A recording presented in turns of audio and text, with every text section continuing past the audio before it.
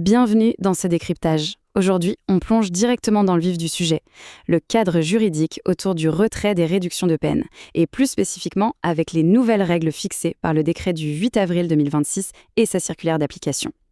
L'enjeu ici, on le sait, est vital pour la stratégie de défense, puisque ça touche directement à la date de libération. On va donc décortiquer ensemble cette feuille de route procédurale de l'ordonnance initiale du juge jusqu'à l'appel. Au programme aujourd'hui, on va faire un point sur les différents régimes de réduction de peine, voir la nature juridique et les conditions de ce fameux retrait, aborder la question cruciale des délais en cas d'incarcération, et enfin, on détaillera la procédure d'appel, le principe de non-aggravation, pour terminer sur des recommandations très pratiques pour vos dossiers. Allez, c'est parti. Première étape, comprendre les régimes de réduction de peine et la grande bascule du 1er janvier 2023. On rentre dans le dur. Actuellement, deux systèmes cohabitent. Et identifier le bon, c'est vraiment la base de toute stratégie. Avant, on avait ce crédit de réduction de peine qui était calculé de manière automatique. Mais depuis la loi de décembre 2021, ça a complètement changé la donne. La réduction est désormais octroyée uniquement par une décision motivée du juge de l'application des peines. Et là, attention, la Cour de cassation a tranché net dans un arrêt du 26 juin 2024. Ce qui compte pour savoir quel régime s'applique, c'est strictement la date de placement sous écrou et surtout pas la date de l'infraction. Donc, si la personne a été incarcérée à partir du 1er janvier 2023, c'est le nouveau système qui s'applique, point barre. Deuxième point, la nature juridique et les conditions. Concrètement, qu'est-ce qui déclenche ce retrait sur le plan légal ? Il faut bien avoir en tête la philosophie derrière cette mesure. En avril 2015, la Cour de cassation a posé un principe fondamental.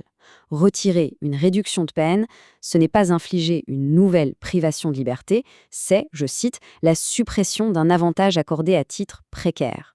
Et stratégiquement, ça change absolument tout, puisque ce n'est pas une nouvelle peine, les arguments habituels comme l'interdiction de la double peine ne vont pas fonctionner ici. La véritable faille à exploiter pour la défense, ça va être d'exiger le respect millimétré de la procédure par l'institution judiciaire. Alors, comment ça se matérialise sur le terrain ? Pour justifier un retrait, il faut du concret, une mauvaise conduite persistante, de vraies sanctions disciplinaires ou un manquement grave aux obligations. Et la forme est tout aussi importante que le fond. Il faut obligatoirement une ordonnance motivée du JAP, rendue après l'avis de la Commission de l'application des peines. La circulaire d'avril 2026 insiste lourdement là-dessus. Chaque incident doit être minutieusement documenté et prouvé par l'administration. Rien ne peut être laissé à l'appréciation vague. On passe à la troisième partie, les délais d'incarcération et la gestion de la phase d'urgence. Retenez bien ce chiffre, 15 jours. C'est le délai couperet, le délai de rigueur absolue fixé par l'article 712-19 du Code de procédure pénale quand il y a une incarcération provisoire. C'est une véritable fenêtre de tir qui n'est absolument pas négociable. Et que doit-il se passer exactement pendant ces 15 jours ? Eh bien, un arrêt de la Chambre criminelle du 11 décembre 2019 nous explique que le juge doit valider 3 étapes clés. Il doit organiser le débat contradictoire, prendre sa décision et la notifier. Le tout de manière consécutive dans cette fenêtre de 15 jours. C'est un vrai compte à rebours. Le moindre dépassement, ne serait-ce que d'une journée, constitue une irrégularité majeure qui vicie la procédure et rend l'incarcération caduque. Quatrième partie de notre analyse, les procédures d'appel et les garde-fous qui vont avec. L'appel, c'est un peu la bouée de sauvetage, mais il y a une chronologie très stricte à respecter. Ça commence au jour 0 avec la déclaration d'appel. Ensuite, l'article D 49-41 du Code de procédure pénale ouvre une période pour soumettre vos observations écrites. Et ce n'est qu'après ce délai que le président de la Chambre de l'application des peines va rendre sa décision. Suivre cet ordre, c'est vital pour s'assurer que les arguments de la défense seront réellement intégrés et pesés avant que le marteau tombe. Ce délai dont on vient de parler, il est de 1 mois, pile. Et pour enfoncer le clou, un arrêt récent du 14 janvier 2026 rappelle formellement que, sauf dans une situation d'urgence très spécifiquement motivée, le juge d'appel a l'interdiction totale de statuer avant l'expiration de ce mois plein. Ce temps est sanctuarisé. C'est le moment d'amasser toutes vos pièces et de rédiger des observations solides. Il y a une autre règle absolument incontournable. C'est l'effet dévolutif de l'appel prévu par l'article 509. Qu'est-ce que ça veut dire concrètement ? La jurisprudence du 18 novembre 2020 nous l'explique. Le juge d'appel est enfermé dans les limites du jugement qu'on attaque. En gros, la Cour ne peut pas s'amuser à aller fouiller dans les autres peines de la personne condamnée qui n'aurait pas été visée par l'ordonnance de départ. C'est une limite essentielle pour éviter qu'un simple appel ne se transforme en un grand déballage incontrôlable du dossier.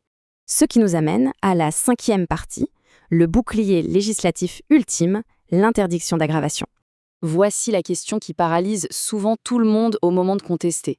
Est-ce que le juge d'appel peut décider d'un retrait encore plus lourd si seule la personne condamnée a fait appel? C'est une crainte super fréquente, celle de se retrouver dans une situation pire qu'au départ. Eh bien, rassurez-vous tout de suite. L'arrêt du 20 mars 2024, en s'appuyant sur l'article 515, est venu verrouiller cette peur. L'interdiction d'aggraver le sort de l'appelant sur son seul appel, elle est absolue. Le président de la Chambre de l'application des peines n'a tout simplement pas le pouvoir d'augmenter la durée du retrait au-delà de ce que le JAP avait prononcé. La seule exception, bien sûr, c'est s'il y a un appel incident du parquet. Mais sinon, le risque n'existe pas. Allez, on termine avec notre 6e et dernière partie, les recommandations pratiques sur le terrain. Pour monter une défense en béton en aménagement de peine, il n'y a pas de secret. Il faut être irréprochable sur les documents. La toute première chose à faire, c'est d'obtenir la fiche pénale actualisée pour vérifier les calculs complexes de date d'écrou. Ensuite, on épluche les rapports disciplinaires et on traque les dates de notification pour vérifier les fameux délais impératifs qu'on a vus plus tôt. Et enfin, produisez des preuves de réinsertion récentes, promesses d'embauche, attestations de formation.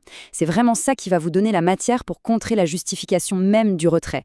Il est primordial de garder en tête que tout ce qu'on a vu aujourd'hui, ça reste une grille d'analyse générale. L'application des peines, c'est du sur-mesure. Chaque dossier est unique et va nécessiter l'intervention directe d'un avocat spécialisé pour l'étudier en détail. Mais au-delà de toute cette mécanique juridique, cette codification stricte nous laisse avec une vraie question de fond. Comment le système judiciaire peut-il efficacement maintenir la discipline carcérale tout en garantissant le respect inaliénable des droits de la défense? C'est tout l'équilibre qu'il va falloir trouver. Merci d'avoir suivi cette analyse.